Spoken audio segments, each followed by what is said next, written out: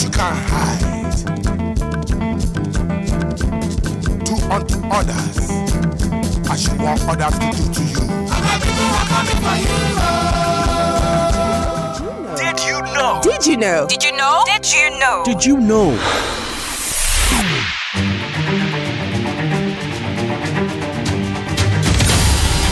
The Niger Basin Authority is an intergovernmental organization in West Africa aimed to foster cooperation in managing and developing the resources of the basin of the River Niger. The group is referred to by both French and English acronyms, the English NBA or the French ABN. Inspired by the Tennessee Valley Authority, the organization was founded in 1964 as the River Niger Commission. On 21 November 1980, it was refounded as the Niger Basin Authority. The Niger Basin Authority defines its purpose as the promotion of cooperation among member countries to ensure integrated development of resources. The organization originally defined its mission as the cooperative management of water resources, most notably, but not limited to, the River Niger. While centering of water and hydroelectric resources, the NBA nations use the organization to harmonize development of energy, agriculture, forestry, transport, communications, and industry resources of the member nations. The NBA has worked to create an integrated development plan of the basin, especially focusing on cross-boundary projects.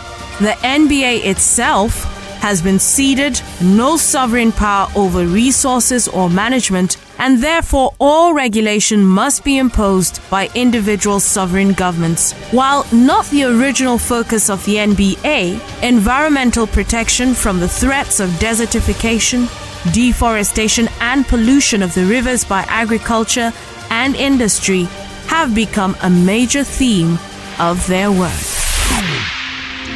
Did you know? Did you know? Did you know? Did you know? Did you know? Did you know? Did you know? Did you know? Did you know? Did you know? Did you know? Did you know? Did you know? Did you know? Did you know? Did you know? International Organization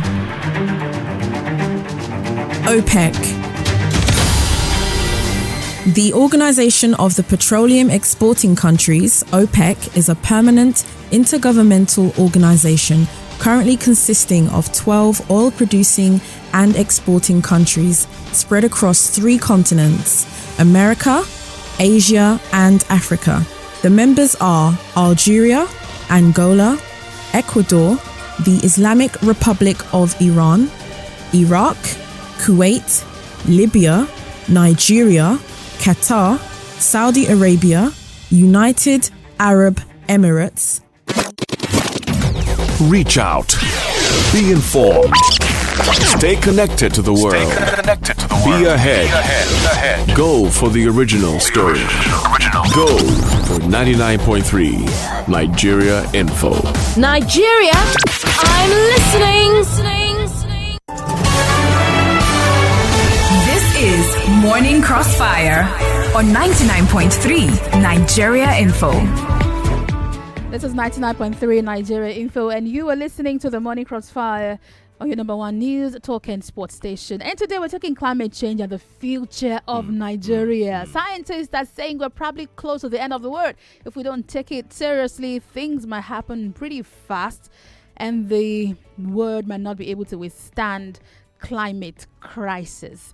It's a crisis now, and the UN summit ongoing, the UN General Assembly currently ongoing, had a summit on climate change where a lot was said about this from different angles, experts, and even our President Muhammadu Buhari was on a panel talking about what Nigeria intends to do to mitigate against climate change, or what some have called climate crisis.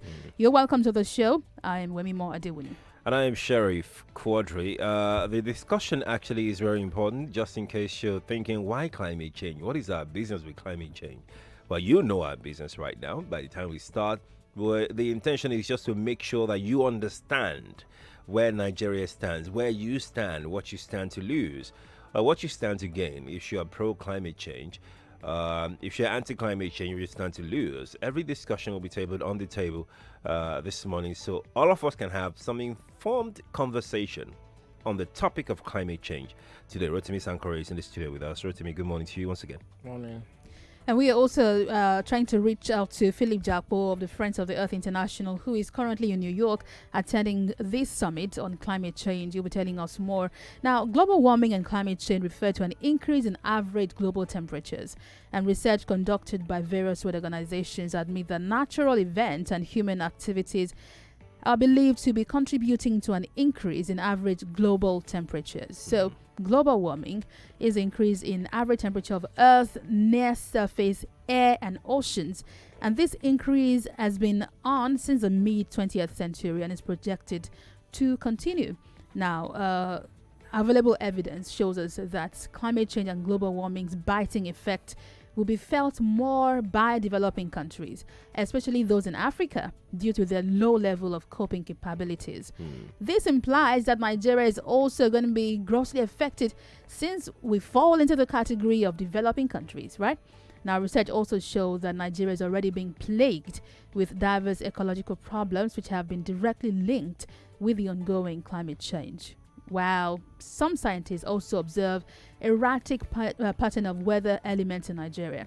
Various research findings show that climate change has started impacting on desertification. In fact, research admits that climate change is already impacting negatively on plant species composition in northeast Nigeria.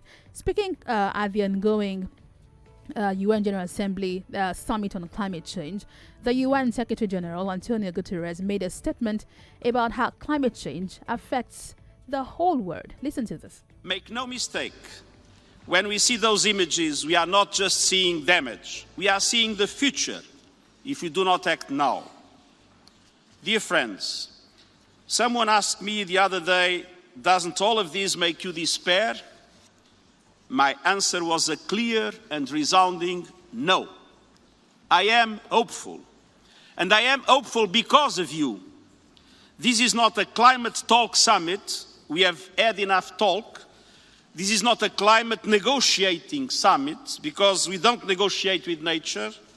This is a climate action summit. From the beginning, I said the ticket to entry is not a beautiful speech, but concrete action. And you are here with commitments. Governments are here to show you are serious about enhancing nationally determined contributions under the Paris Agreement. Cities and businesses are here showing what leadership looks like, investing in a green future. Financial actors are here to scale up action and deploy resources in fundamentally new and meaningful ways. And coalitions are here with partnerships and initiatives to move us closer to a resilient, carbon-neutral world by 2050. I'm very grateful to the leaders and members of the 9 wide-ranging coalitions that worked with great creativity and passion so that we can all get the most out of this summit. And young people, above all, young people are here providing solutions, insisting on accountability and demanding urgent action. They are right. My generation has failed in its responsibility to protect our planet. That must change. The climate emergency is a race we are losing, but it is a race we can win. The climate crisis is caused by us, and the solutions must come from us. We have the tools. Technology is on our side.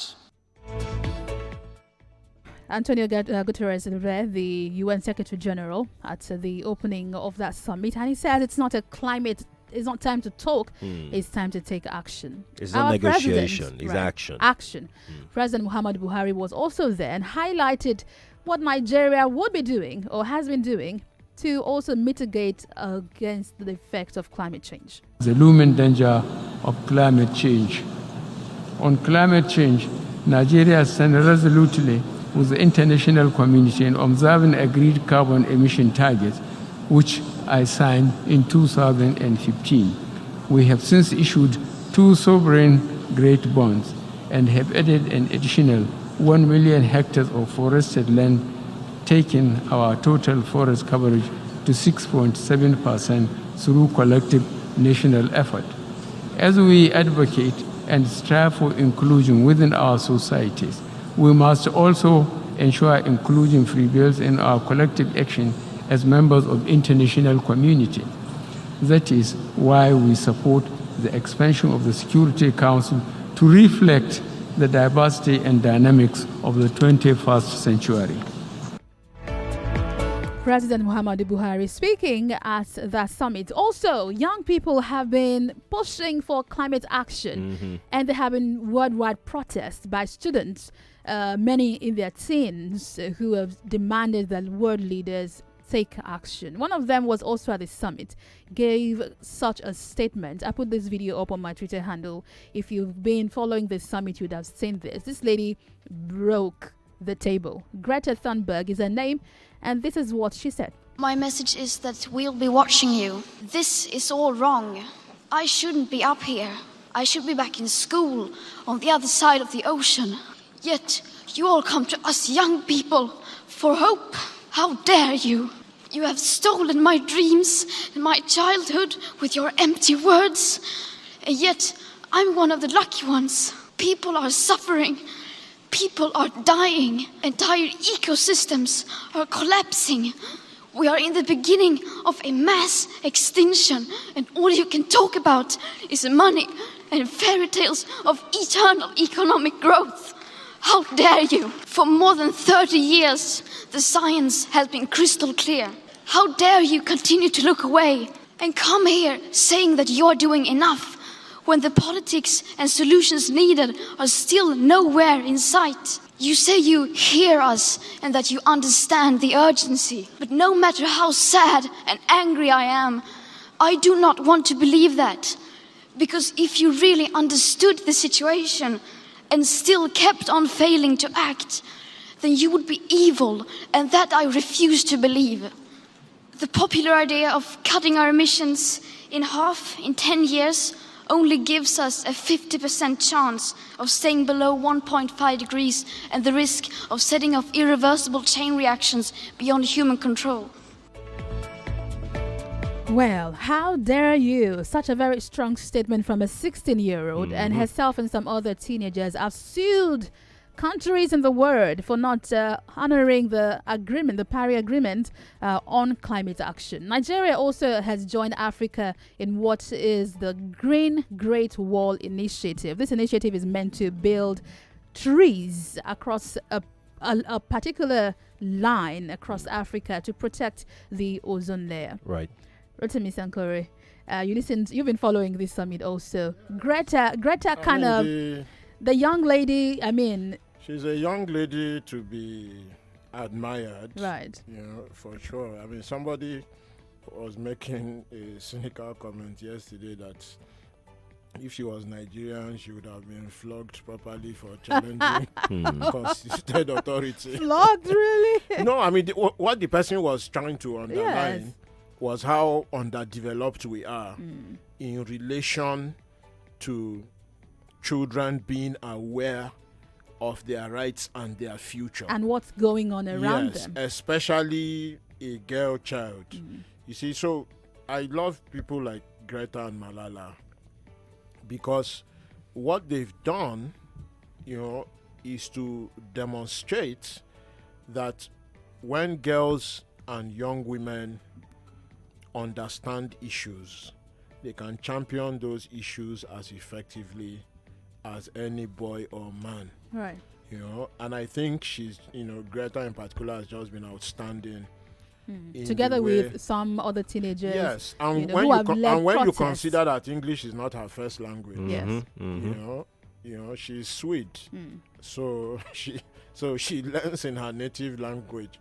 So she's gone the extra mile as well to be able to articulate herself in a language that reaches a bigger large global audience. Scientists have said that we're moving towards global mass extinction with the rapid depletion of the ozone layer. But some people still don't believe this. In fact, many Nigerians don't understand what this means. Like, what's wrong with the ozone layer? Understanding is the main thing. Right. The ability to act is a different thing entirely. And this is both for citizens and government. People are split as to who should better understand it. Government because they have resources and power, or citizens because they can drive the demand. I would say both. Because if you look at the two big issues now that have either drained the country's resources or can tear the country apart, both of them can be linked to climate change and the environment. Take the herder-farmer conflict, which some people describe as genocide, and which has led to complete rejection by many people of any solution at all. I mean, the paranoia around cattle is such now that when you explain to some people that ranching is what they've done in those countries that we import milk from, and where the cows look like little elephants, and when they buy the tin or sachet, they see those big smiling cows on the cover of the milk, container, that is a ranch. Some people still think that it amounts to occupation, to start a business which is just like a poultry but on a bigger land, mass. But while we're talking about ranching, I mean, scientists are already saying that we should begin to move away from eating meat. Yes, because the cows, the fatting, or what we refer to here as mess, when the cows fat or mess, the methane gas, the methane gas that they release contributes to the problem. So guys, understand this. So when we have cows, when you have lots of cows, also contributes to the depletion of the ozone layer. Yes. So someone was asking what we said this yesterday. So what should we eat? Scientists are already developing plant-based meats. Yes. Look, there are also other forms of protein. It just so happens that cow or cattle meat is, in quotes, in terms of affordability, one of the bigger, chunkier, and therefore, in quote, affordable, short term, because it's penny-wise, pound long-term foolish. Yes, but just going back to these two big problems. So, look, if alleged herders anytime soon are reported to massacre 2 or 3 more villages, the fear is that the response to that alleged or reported crime will be that people will respond on an ethnic basis. Now, what a lot of people don't understand is that cattle is normally reared where there are large open spaces. So, northern Nigeria, for instance, is like Texas in the US, or like parts of Argentina, Brazil, or Mexico, where a lot of those ranches are. But northern Nigeria, because of desertification and climate change, is becoming drier and drier. So it is not that some people are genetically determined to be cattle rearers. It is because of the environment and geography where they are born.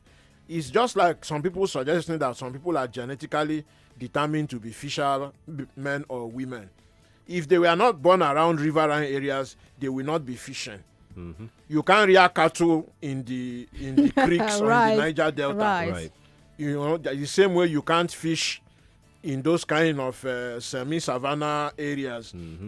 So a lot of the geography is not understood. What desertification is then doing is that it is pushing the cattle towards the river basins that are more lush, more green. Down south. The most prominent of which is the Benue River Basin.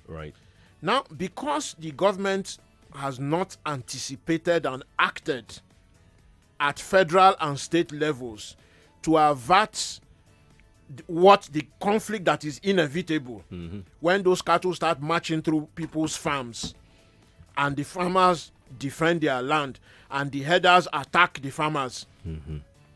All these things could have been anticipated. The failure to anticipate that is what has landed us in that one problem. Let's the second one, very quickly. The second one, which we must not skip, is the Boko Haram crisis.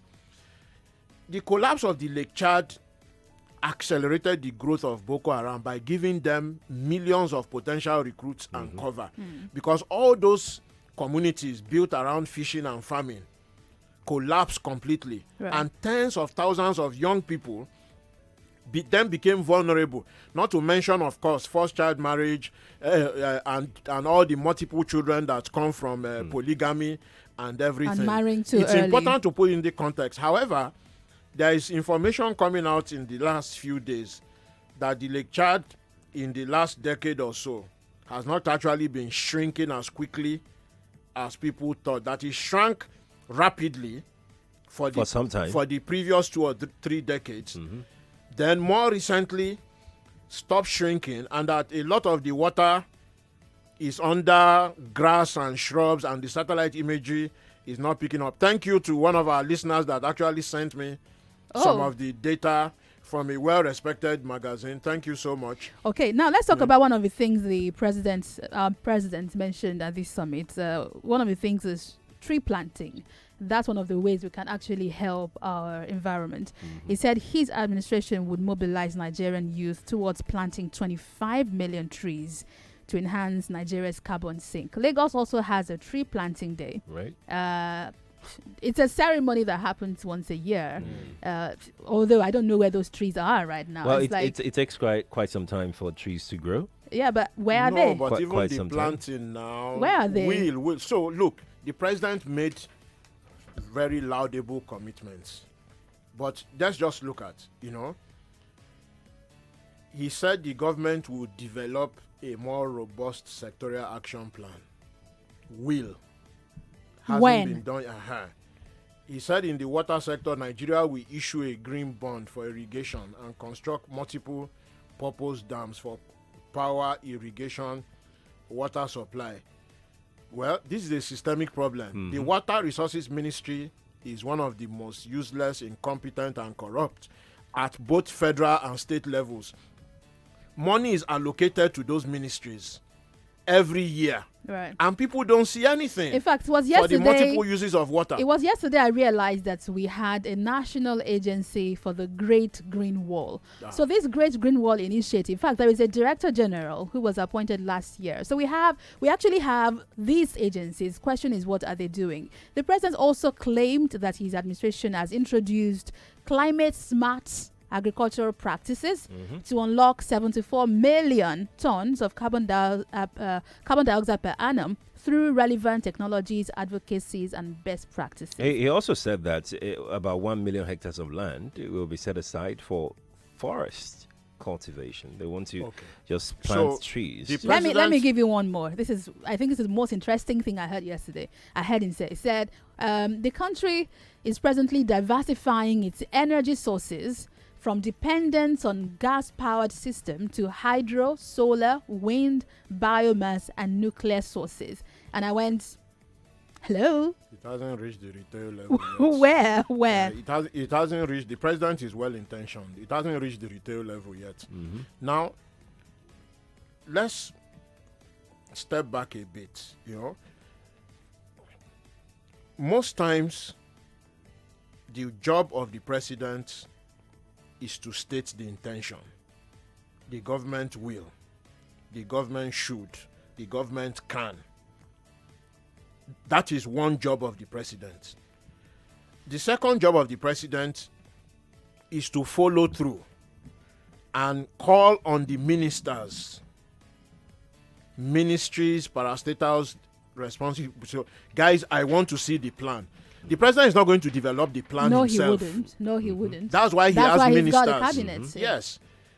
So the president has to call on them and say, guys, so you've heard what I said.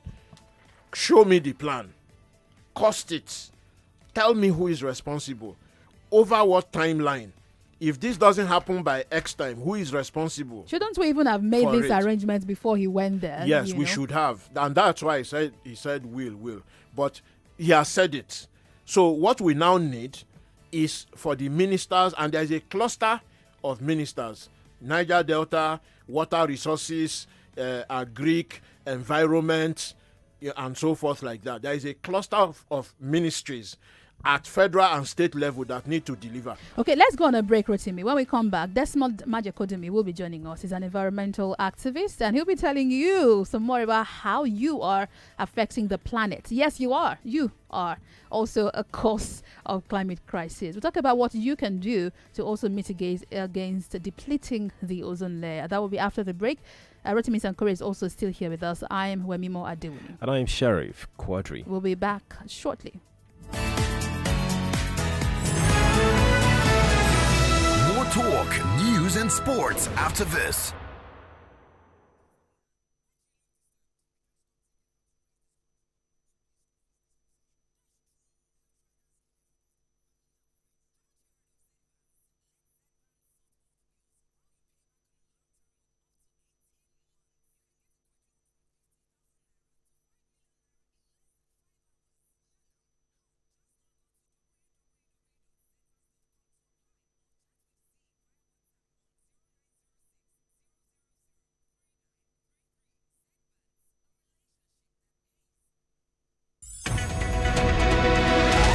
Your number one talk news and sports station. This is the Morning Crossfire with Wemimo and Sheriff.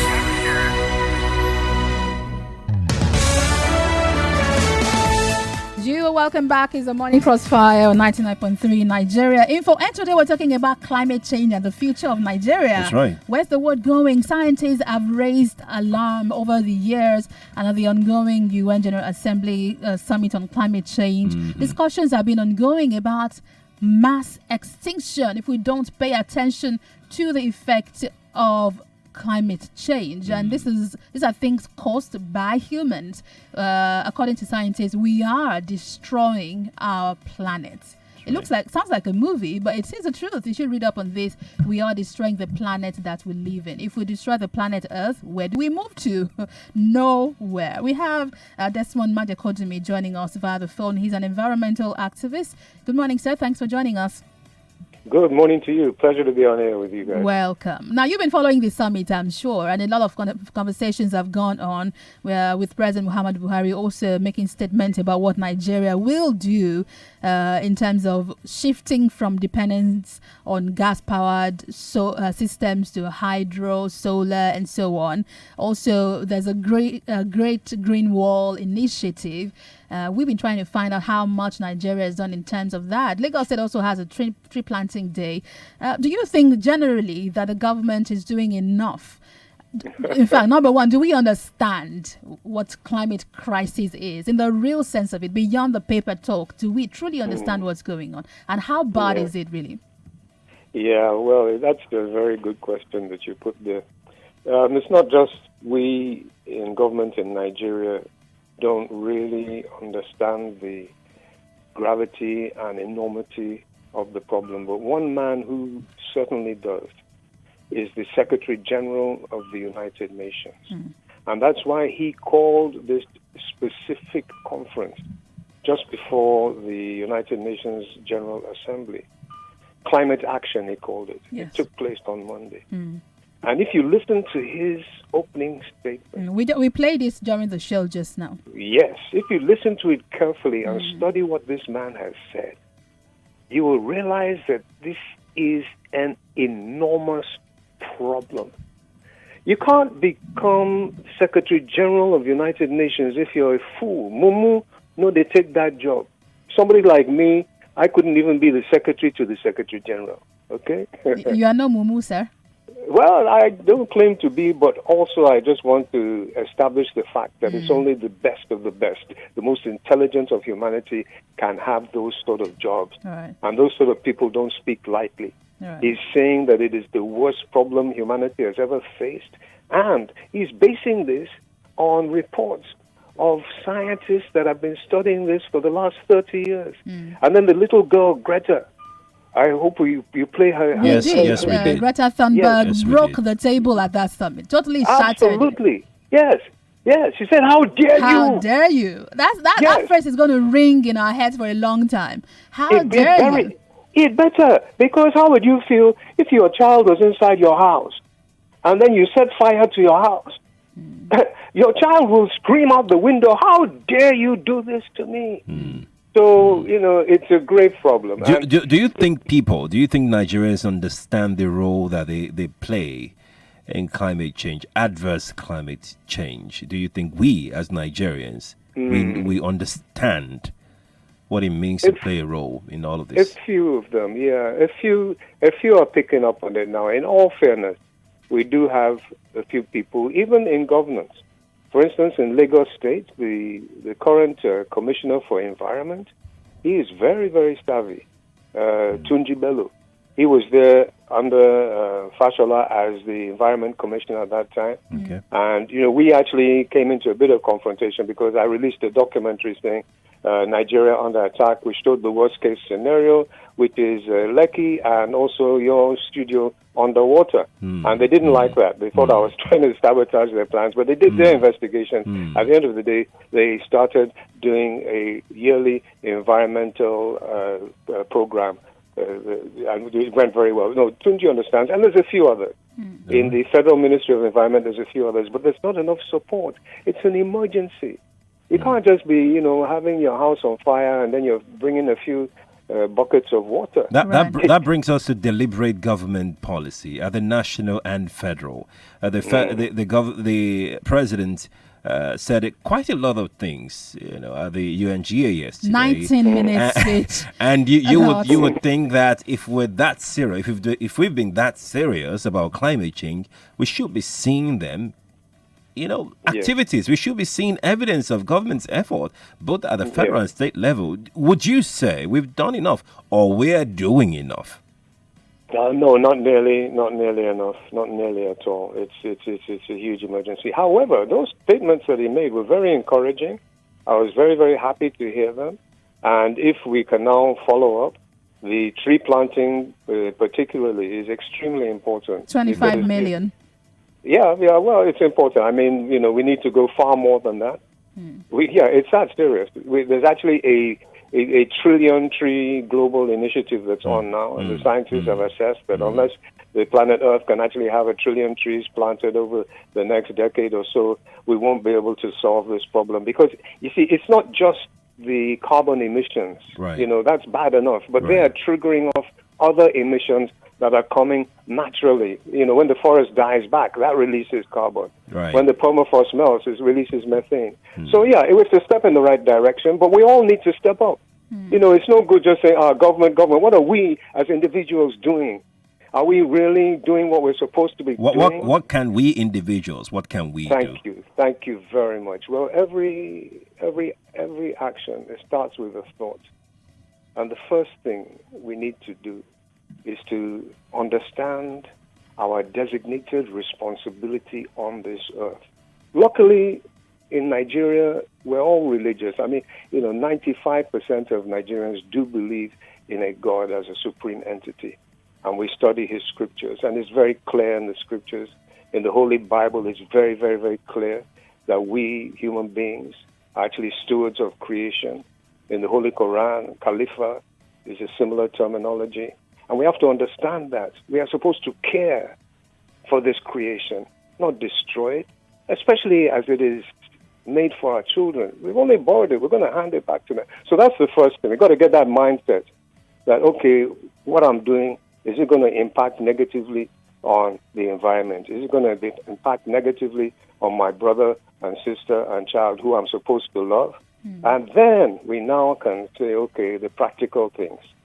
Let's mention a few of those practical things. Thank you very much. Well, the first one is, just stop the poison.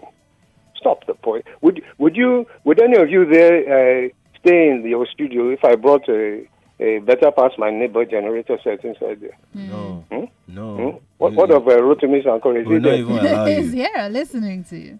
Yeah, Rotimi, as mighty as he is, he wouldn't stay in that studio if I brought a generator there. Are you saying we should stop using generators? I'm saying that we need to really, really start processing the system properly. so that we will not be burning fossil fuel. The reason you won't stay in the studio is because burning fossil fuel emits poison, deadly poison, yes. And we're doing it all over the country. So that's one thing we have to demand from government, that we have to have good, steady electricity supply, and that electricity has to come from sustainable, clean sources, number one. Number two, trees, and more trees. Let me ask you about trees in Lagos. We talked about this before the break. So Lagos State has a tree planting day. I was just, making a jest here. I've not seen those trees. We plant trees every year. Where are they? Lagos is growing pretty fast. I mean, people need to build. We keep building everywhere. We keep cutting down trees. Yet we say we give a day to plant trees, but we spend the rest of the year bringing them down. Where are the trees that we've planted over the years? Do you know where they are in Lagos? Well, there's a few in front of your studio. That's why I like your. Oh studio. yeah, okay, so we're nice like Very that. much so. Very much so. Right, absolutely. Very much so. Yeah, but we need to take it far more seriously. They are planting trees. They are along the median. The people in charge of the last park, they're actually quite aggressively doing it. I don't think they have enough of the budget. I don't think people appreciate the importance, because trees are God's way of cleaning the system. And you have to marvel at the creator of the heaven and the earth, knowing that we human beings are producing carbon dioxide. The trees are there to absorb it and give us our most essential commodity, which is the oxygen. So we need to have far more aggressive tree planting and serious laws that are adhered to. That, every place that you build, you got to have your trees, you got to have the green. In Lagos, you need to plant a tree, at least one in your compound. Before we go to the phones, Rotimi, let's talk about gas flaring. Nigeria is very guilty, very, very guilty. Sadly. I mean, this is a cycle. So Mr. Majakodumi here says we should stop using generators, and that will only happen if we have electricity. The gas we're flaring can give us electricity, rather we're sending it up again into the ozone layer. Well, so everything is interconnected. So when we point out that Nigeria is only able to generate or distribute 4,000 to 5,000 megawatts, and we need to be at close to 200,000. The minimum is 160,000 megawatts that we actually need to stop this generator rubbish. For the current population. Ideally, we should be at 200,000 megawatts for our population size of an estimated 200 or 201 million. The rule of the thumb, as established globally, is that you need 1,000 megawatts per million people. That's the rule of the thumb globally. But because currently not every Nigerian will have all those heavy equipment at home, we could probably get away with 160,000 or so. Without that, the demand for the generating set, especially this horrible I better pass my neighbor, which Desmond has mentioned, which is what many Nigerians can afford, will just keep growing. Now, when you combine the emission from that with the gas that is being flared, and the fact that if we harnessed all the gas, we could reduce the generator fumes. I always say Qatar is the same population as Alimosho local government. Qatar has exceeded 10,000 megawatts of electricity. And just Nigeria? Just by harnessing its gas. While Nigeria has got just about While Nigeria 5,000. is flaring, and the air pollution, the science is now showing, the World Health Organization, again, Google is your friend, is demonstrating more and more that the air pollution not only damages the respiratory system, but for kids that are born where there is intense pollution, also affects their cognitive system, their brain capacity. So we are actually damaging future generations of Nigeria, impacting on their ability to learn, which is a problem. Not to mention, of course, and I hope everybody knows that Nigeria's life expectancy is in the bottom 3 in the world. Whether we are using the WHO standard or World Bank, we're in the bottom 3 out of all the countries in the world. That's how low our life expectancy. And this is expected to fall even further. And it will fall because as our population rises and more people switch to this I better pass my neighbor thing. And live in very small in smaller, slums. And look, we haven't even mentioned rising sea level. We are at very low if the sea, you are not investing in climate resilience. So if the sea level rises by a few meters, look, we don't know how much of Lagos will sink. A lot of people living in posh areas in Lekki, waterfront, they will become internally displaced. Mentioned that some places on Lagos Island already have been submerged. Oh, just 3 hours of flood. Yeah. I mean, just imagine if that is then combined with rising sea level. There are a whole lot of things that we need to do, which we are not paying attention to at all. Look at the issue of plastic, which Desmond talks about on his regular show on this station every Thursday. Because we don't have public water supply, everybody turns to sachet or plastic bottle. And the soft drinks industry is not helping. And because of the rising poverty level, where people cannot afford big containers or tins, everybody buys their groundnut or vegetable oil in sachet, their ogogoro in sachet, their milk in sachet. Going round. Yes, a whole. You go to the shop twice a week. Isn't this where deliberate government policy should come Of course. But if we don't take care of poverty, we can't take care of Yes, this. but the first thing is to ensure that we have a centralized public water system that is clean. That you can drink the water out of your Then tap. the demand for the pure water and the bottled water will drop. Then, if the poverty level is then decreases, this what I describe as the sachetization of the Nigerian economy will then end, and then people can buy things in bigger, reusable containers. Right, and recycle the containers they even have. The phone lines are buzzing. Mr. Desmond Majakodunme is an environmental activist. He's with us on the phone. Rotimi Sankore is here. You and I are contributing to the depletion of the ozone layer. In fact, scientists have moved strongly that we stop using the diesel and petrol cars that we use here, and that we move to electric cars.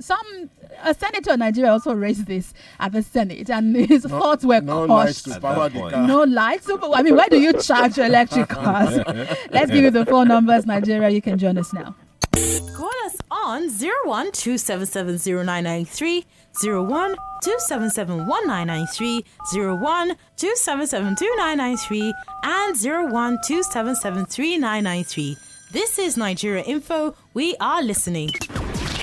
Nigeria Info, we are listening. We apologize you cannot watch us on Facebook this morning, but we're on YouTube. You can reach us there. You can leave us your comment also on WhatsApp 08095975805 and on Twitter at Nigeria Info FM. We'd like to know what you're doing in your own capacity to protect Mother Earth. We would really love to know if you actually understand what climate change is all about and what you do. Are you talking to your kids? Are you talking to your partner? Are you talking to friends about it?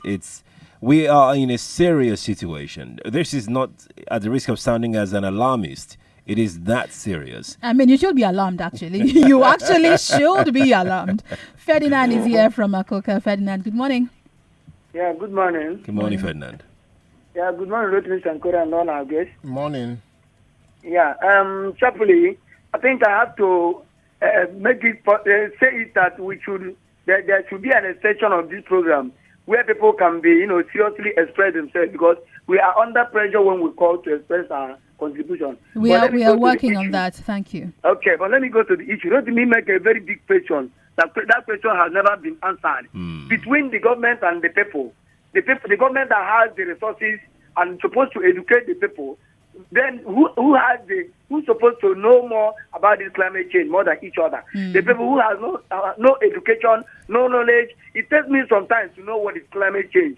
Talk less about all Nigerians percentage. So when we talk about it, you know that many people don't know about it. Right. Thank you so much. Government supposed to educate us so that we know how to treat ourselves. Ferdinand, thank you. Thank you so much. Chichi is here from Surulere. Chichi, good morning to you. Hi, good morning. Good morning. Yes, so I just wanted to talk about something that I noticed about climate change. Yes, please. I know when growing up in secondary school, then I belonged to societies in school where on Wednesdays and on Fridays we actively involved in tree planting. In fact, every student in my school then had a tree to their name that we had to take care of. I'm aware of that. For all the time you were in school for 6 years in secondary school, you had to take care of that tree. That's right. And even at the time we left school, some of us were still coming back to school to tender to our trees. But I've gone back to school and all those trees have been cleared. To make way for more buildings, I'm sure. To make way for more buildings. I remember the first time this year I heard about Palm Avenue. I was so excited. I used to be a street where I would see palms everywhere. Imagine my shop when I went to Palm Avenue in Mushin off Oshodi Road. And I could not count up to 10 palm trees. Wow. And it's a Palm Avenue. It's a Palm Avenue. The name implies that they should have, there was a point where there were palms lined on that street. I had to ask an old woman, Mama, how was this street before? She's about 90 years. She said, before that there were palms everywhere, but as buildings came in, the trees had to make way for buildings. And even before my eye, they were trimming a tree in front of me to make way for a kiosk. Right. We have a very big problem. We say we have tree planting in Lagos. I haven't seen it done anywhere. Well, neither have I. I think we plant those trees, but we don't nurture them. Thank you so much, Chichi, for calling us. Right. All right. We have Mr. Toby here. Toby. Good morning, Mr. Toby. Good morning. Welcome. Nice work you guys are doing at the studio there. Thank you. Yeah. You see, this issue of climate change and all just goes on to tell everybody how that the Nigerian society has been very, very, very, very, dysfunctional. As a people, we are agrarian, primarily from our background. And so we understand the usefulness of having trees around us. In our village setting, you see a house, you see 2-3 trees around. You can sit outside, there's fresh air. They even live longer. There were no fans. There were not, people lived longer. Yeah. People ate fresh. Everything came from the soil, green and all that. Right. Now you go on to develop cities. You have no plan for greenery. You just build all structures, no trees. No plans for flowers here and there to help to absorb some of those impacts. Very valid, Toby. Right. Toby, thank you. Thank you so very much for sharing your very passionate thought. In fact, parks, I can mention parks off the top of my head in Lagos. Even enlighten people. Ikoyi Park, where we used to play when we were kids. Hello. They just cleared it. Hi, good morning. Jenny, good morning thanks to for you. calling us. Yes, okay. Sharif asked a question. Quickly, I want to say what I'm doing in my own little corner. Fantastic. I understand everything Mr. Desmond has said, Mr. Rotimi. These are very prolific thinkers and writers. But I understand the issue of sachet water and, how we've gotten to this point. But the one I can't understand is the latest trend, selling food in this plastic reusable packs. No, not reusable. For the takeaway. Those takeaway packs. Yes, it's crazy. I can't understand it. There's a need for sachet water because we do not have water. But there's really no need for those disposable, buying food in disposable takeaway packs. The reason for that might because in Lagos, for instance, it's very fast paced. You can't sit down to eat. So you buy it and you eat on the move. So more people. No, ma'am. See, I'm trying to create awareness in my own little corner. Like every single person, the beggar on the street, the traders, the office workers, everybody growing up, I know that everybody had a plate. The office workers had their own bowls. Right. You buy food and then you wash it. And you use it again the next day. And then you use it again the next day. There's absolutely no need. We can start from there. Absolutely. The way it's clogging up our drainages, it's unthinkable. The poison to our water system is unthinkable. Before we start going to the bigger things, our water is a big issue. We may not be able to solve it in the immediate, but this one we can do away with immediately. Jenny, I really don't know how we can get this out. You have made a fantastic point, Jenny. Thank you so much for calling us. So keep your plates. And aren't we all guilty? You just waltz in, buy the pack and go, and then you go back the next day. And come to think of it, Jenny is actually right. Back in the day, you have a plate. You have a plate. You go everywhere with your plate. We don't want to wash anymore. You just want to buy, The other side of what she has pointed out is the poor capacity for recycling. Yeah. Right.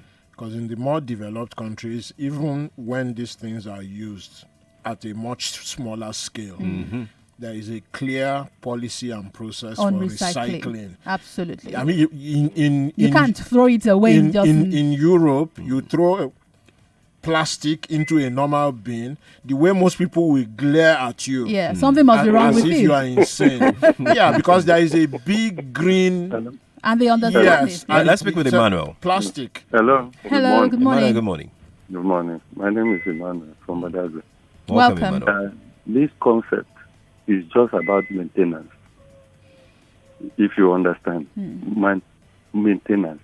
Maintenance in the sense that even when we were created, we have our baths, we brush our teeth, and we clean up ourselves. But the point I'm making is this. God has created all these plants for us. We only need to put them on the ground and make them to grow so that maintain them. What we need. But the problem is that we don't even maintain anything in Nigeria. Go and see the road. When Fashola was around, they were sweeping the road. All of a sudden, those people disappeared, and the roads were dilapidated because those asphalt that you see, they don't accept water for too long, and the runoff were blocked by the sand on the roadside, and that is why we have problems on maintenance. The road. Maintenance. Yes. Right, thank you so very much. Let's squeeze in some comments from WhatsApp on our way out. Chike here says, on the island where your office is, they should start construction of the good drainages and roads before we start talking about trees. Everywhere they are building houses but no drainages, talk less of trees. Spaces that can bring millions of naira, says Sheriff Nalai.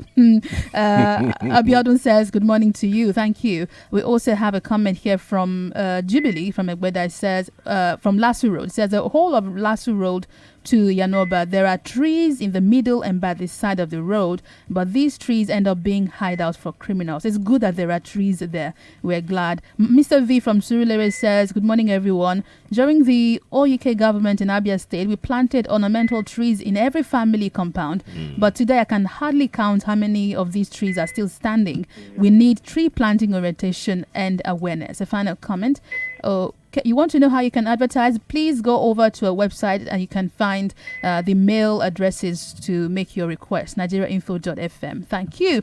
Mr. Majakodimi, thank you so much for joining us on the show today. You should listen to him on Thursdays on Nigeria Info. He talks everything environment every Thursday on Nigeria Info. Thank you so much, sir. Thursday morning. Yeah, Thursday morning. Yes. And also, Rotimi Sankore, thank you so very much. Thank you. The conversation continues, of course, on social media. We are at Nigeria Info FM everywhere you turn. That's right. And I am there at Wemimo Sport. We'll be seeing you tomorrow morning. Big thanks to Zainab Yakin, Tosin Akinride, Yvonne Ohaifo for assisting on the show today. And we will be back. Apologies, we can't take any further call. We just have to go. The phone lines are buzzing, but no. Let's read one comment from Joy Forever on Twitter. It says, many Nigerians don't know the impact of global warming. Right. We use hydrocarbon power generators, rickety vehicles, cutting down trees to build without replacing. Ours is theory only. I'm Sheriff Quadry. You can follow me on all social media platforms at Sheriff Quadry. Let's keep the conversation going. Climate change, it's very real. It's not a hoax, like some president said. We'll see you tomorrow, Nigeria.